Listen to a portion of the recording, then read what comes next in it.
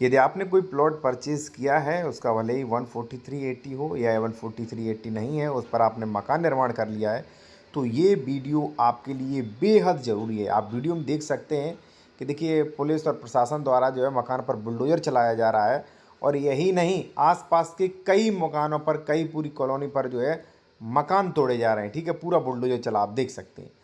तो इस वीडियो से आप समझेंगे कि किस लिए बुलडोज़र चलता है और अगर आपने प्लॉट ख़रीदा है तो क्या-क्या चेक करें। आप भले ही आप खरीद चुके फिर भी ये चीज़ें चेक करिए, क्योंकि नहीं आज नहीं तो 10 साल बाद भी आप बुलडोज़र चल सकता है अगर मान लीजिए नियमों का पालन आपने नहीं किया। यहाँ आप सारे देख सकते हैं कई ध्वस्तीकरण की कार्रवाई हुई है। तो ये ऐसा होता क्यों है वो आप समझ लीजिए।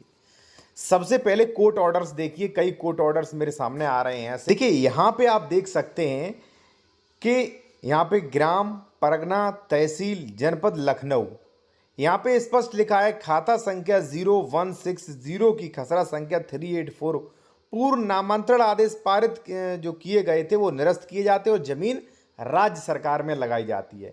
अब राज्य सरकार में जमीन लगाई गई है तो जो भी मकान निर्माण आपने किए वो भी हो जाएंगे, ठीक है। कई बार ऐसे नोटिस आते हैं कि भाई आप जो मकान बनाए हैं वो सरकारी जमीन में है, आपका इसका इतना भाग आप जो है इसे हटा लीजिए वरना ध्वस्तीकरण की कार्रवाई होगी। ये वाला भी ऑर्डर देख लीजिए। सबसे पहले यहाँ पे साथियों आप देखेंगे ये नोटिस जो है वो मकान पे चस्पा किया गया है, ठीक है। हमारे क्लाइंट ने फ़ोन किया, सर 8-10 साल बाद नोटिस आ गया, ठीक है, हम तो रह रहे थे यहाँ पे।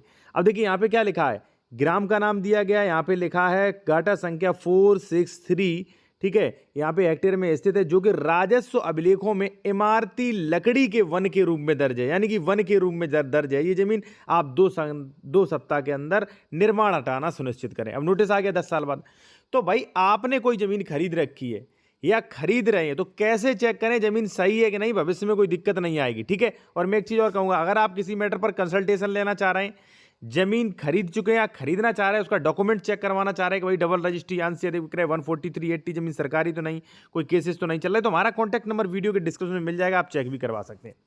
फर्स्ट सबसे पहले क्या चेक करें, देखिए जब भी आप कोई प्रॉपर्टी परचेज कर रहे हैं, ठीक है, अगर मान लीजिए कोई मकान भी परचेज कर रहे हैं तो वो बना तो जमीन पे है ना, तो उसका जमीन का भी आप चेक करें भाई ये जमीन लीगल थी या नहीं, ठीक है। तो अब देखिए फर्स्ट क्या चेक करें, जैसे मान लीजिए कोई व्यक्ति आपको प्रॉपर्टी बेच रहा है तो फर्स्ट तो आप ये चेक करें कि ये जो जमीन का रजिस्ट्री चेन जो है वो सही है कि नहीं। जैसे मान लीजिए उदाहरण के तौर पे मैं आपको जमीन बेच रहा हूं, ठीक है, हमने आपको रजिस्ट्री दी कि भाई इससे मैंने जमीन खरीदी थी, तो आपको यह भी चेक करना है कि हमने किससे खरीदी, क्या उसे बेचने के लीगल राइट्स थे और हमने जिससे खरीदी थी उससे बेचने का राइट कहां से आया, सरकार ने उसे पट्टे पे दी थी, असंक्रमणी था फिर संक्रमणी बना, ठीक है, या मुझे वसीयत में मिली थी, किस प्रकार से मिली थी, उसका म्यूटेशन हुआ कि नहीं, ये सारी चीजें चेक करें। स्वामित्व चेन चेक करें, जैसे मान लीजिए किसी ने आपको रजिस्ट्री दे दी तो सिर्फ यहीं तक सीमित नहीं रहे, वो रजिस्ट्री किस, ये प्रॉपर्टी आई कहां से और जिसने ट्रांसफर की क्या उसे लीगल राइट थे कि नहीं बेचने की,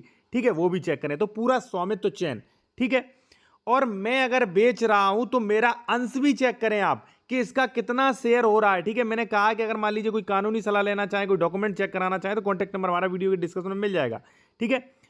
अब आपने चेक किया कि हमने बी से खरीदी थी, आपने देखा कि हाँ भाई बी का राइट्स था, बी की पैतृक थी, जमीन सही है। अब कितना हमारा शेयर है वो शेयर भी चेक करें, कितना अंश शेयर है, ठीक है। दूसरा खतौनी चेक करें, खतौनी में आपको साथियों चेक करना है, जैसे मान लीजिए खातेदार का वर्ग क्या है, क्योंकि कई वर्ग के खातेदार होते हैं, ठीक है ना। श्रेणी नंबर क्या है, ठीक है, श्रेणी नंबर आ है, का है, खा है, क्या है, ठीक है ना, क्योंकि भाई कई श्रेणियों की जमीन होती है, ठीक है। कोई जमीन होती है आबादी की, कोई जमीन होती है संक्रमणी, कोई जमीन होती है असंक्रमणी, ठीक है। तो संक्रमणी जमीन होना चाहिए, ठीक है, ये भी आपने चेक कर लिया। तो आपने स्वामित्व पूरा चेक कर लिया, खतौनी भी सही है, खातेदार का वर्ग भी सही है, श्रेणी नंबर सही है, फिर बढ़ते आगे। जरूरी नहीं है जमीन सही हो, ठीक है ना। क्यों, अब आप कहेंगे ऐसा क्यों बोल रहे हैं, ऐसा इसलिए बोल रहे हैं कि मान लीजिए साथियों हमने किसी को रजिस्ट्री कर दी आपको, ठीक है, ए प्रॉपर्टी की, आपने उस प्रॉपर्टी का दाखिल खारिज नहीं कराया 2 साल, तो वो प्रॉपर्टी सरकारी रिकॉर्ड में मेरे नाम चल रही है अभी भी, और मैंने वही रिकॉर्ड निकलवा के हो सकता सी बंदे को बेच दिया जाए, ठीक है ना। तो इसलिए आपको ये भी चेक करना है कि भाई इसने डबल रजिस्ट्री तो नहीं कर दी है। सेकंड पॉइंट में देखिए मैंने डाला यहाँ पे डबल रजिस्ट्री। भाई मैं आपको बेच रहा हूं आज, तो आप ये भी चेक करिए ऐसा तो नहीं है ना भाई साहब ने पहले किसी को रजिस्ट्री कर दी हो 4-5 साल पहले, उसने दाखिल खारिज न करवा पाया और ये फिर बेच रहे हैं। ठीक है, तो ये भी चेक करें आप। ठीक है, डबल रजिस्ट्री, क्योंकि डबल रजिस्ट्री हो गई तो आपकी रजिस्ट्री कैंसिल होगी निश्चित ही, 100% मान लीजिए। साथियों दूसरे ही पॉइंट में है सबसेक्शन सेकंड, यहां पे देख सकते अंश से अधिक विक्रय। अब यहां पे आपको यह भी चेक करना चाहिए कि भाई इनके पास अगर 1000 वर्ग मीटर प्रॉपर्टी है तो इन्होंने कितनी रजिस्ट्रियां कर दी हैं, कितनी बाकी हैं। अब देखिए, अब आप कहोगे सर अंश से अधिक विक्रय कैसे कर लेंगे, सब कुछ हो जाता है भाई। देखिए, जो आपका प्रॉपर्टी ट्रांसफर एक्ट है और रजिस्ट्री विभाग स्पष्ट कहता है कि कोई प्रॉपर्टी खरीद रहे हो तो जांच पड़ताल करना आपका काम है, लेकिन मैं सरकार को दोषी ठहराऊंगा कि भाई 2-2 लाख रुपए स्टाम्प का लेते हो आप, तो कम से कम इतनी तो जिम्मेदारी आपकी भी होना चाहिए। अब देखिए यहाँ पे क्या हुआ, अंश से अधिक विक्रय हो गया। ठीक है, मेरे क्लाइंट का फ़ोन आता है कि सर मैंने ज़मीन खरीदी थी, म्यूटेशन नहीं हो रहा है। जब मैंने चेक किया तो पता चला, यहाँ पे देखिए आप देख सकते हैं सेवा में श्रीमान नायब तहसीलदार महोदय जेबर, और यहाँ पे दिया गया है कि नामांतरण वाद यानी कि दाखिल खारिज वाद संख्या दी गई है अमित बनाम इंतजार सह खातेदार इंतजार पुत्र मुश्ताक खाते का शून्य अंश होने के कारण निरस्त किया जाता है।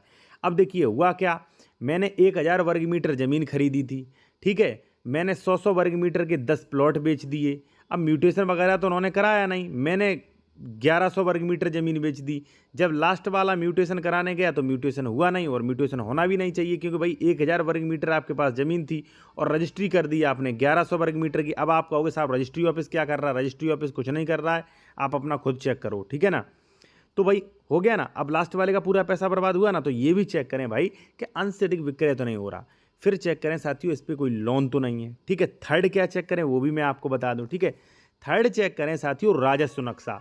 अब आप कहेंगे राजस्व नक्शा किस लिए चेक करें, देखिए अगर आप कृषि जमीन ले रहे हैं या कोई बिना 143 मतलब कृषि भूमि जैसा ही प्लॉट खरीद रहे हैं तो वहाँ पे आप राजस्व नक्शा चेक करें। कैसे, देखिए हो सकता है मान लीजिए मैंने कोई गाटा संख्या खरीद रहे हैं आप 448, मैंने कह दिया वो रोड के किनारे है, उंगली से इशारा कर दिया ये है, लेकिन उस पर डला तो है नहीं 448 ये है। हो सकता है 448 पीछे हो, जब मैं आपको रजिस्ट्री करवा दूं फिर आपको पता चले अरे भाई दिखा दिया था रोड के साइड वाला और 448 है तो पीछे वाला नक्शे में, तो पूरा पैसा बर्बाद हो गया ना। तो रेवेन्यू नक्शा भी आप चेक करें भाई इसकी लोकेशन क्या है। ठीक है ना, सेकंड है अगर मान लीजिए आप प्लॉट खरीद रहे हैं तो आप ये चेक करें भाई ये लेआउट पास है कि नहीं। ठीक है, ये मास्टर प्लान में तो नहीं आ रहा, मास्टर प्लान में आ रहा है तो भाई मान लीजिए इसका लैंड यूज़ क्या है। ठीक है, सीधा मतलब प्लॉट खरीद रहे हो तो लेआउट चेक करें, 14380 चेक करें। फोर्थ है साथियों कि यूपीआरसी के नियमों का उल्लंघन न करें, उनका पालन करें वरना रजिस्ट्री कैंसिल हो सकती है। जैसे यूपीआरसी सेक्शन 98, ठीक है, यानी कि बिना परमिशन एससी एसटी से मान लीजिए अगर मान लीजिए ज़मीन खरीदी तो रजिस्ट्री कैंसिल होगी। अनरजिस्टर्ड वसीयत वगैरह ये मान्य नहीं होती हैं। ठीक है, 12.5 एकड़ से अधिक ज़मीन नहीं खरीदनी चाहिए। तो बेसिक से जो यूपीआरसी के नियम जो हैं वो भी आपको ध्यान में रख के ही रजिस्ट्री कराने चाहिए कि नियमों का पालन हो रहा है कि नहीं। बाद में अगर कोई डॉक्यूमेंट चेक करवाना, कोई कानूनी सलाह लेनी तो कॉन्टैक्ट नंबर वीडियो के डिस्क्रिप्शन में मिल जाएगा।